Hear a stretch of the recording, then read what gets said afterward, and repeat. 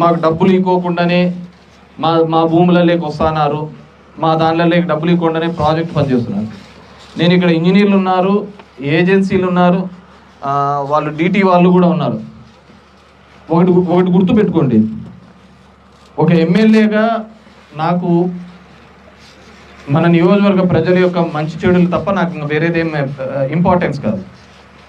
మీకు డబ్బులు ఇవ్వకుండా, మీకు న్యాయం జరగకుండా కాంట్రాక్టర్లను కావచ్చు, ఇంకోని కావచ్చు, నేను ఆ వర్క్ కూడా చేయనేనప్ప.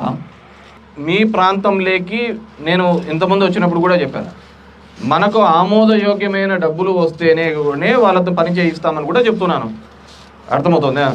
మీకు డబ్బులు ఆమోదయోగ్యం అంటే మనం బయట మార్కెట్లో, రియల్ ఎస్టేట్లో, దీనిలో దొరికిన రేట్లు ఇవ్వమంటే వీళ్ళు ఇవ్వరు. గవర్నమెంట్ ఇవ్వాల్సిన డబ్బులు, అదేదో కాంట్రాక్టర్ ఇవ్వాల్సిన డబ్బులు కాదు.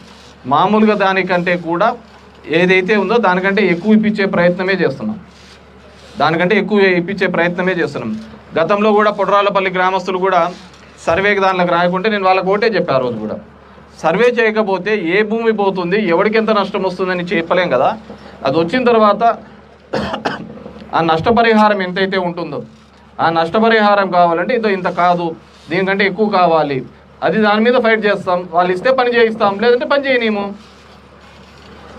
దానికి ఒక ఎమ్మెల్యేగా నేను చెప్తున్నాక ఇంకా వేరేది ఏముంటుంది? మనకు ఆ నష్టం పరిహారము ఆమోదయోగ్యమైతేనే పని చేయిస్తాము, లేదంటే లేదు కదా. Please subscribe .news.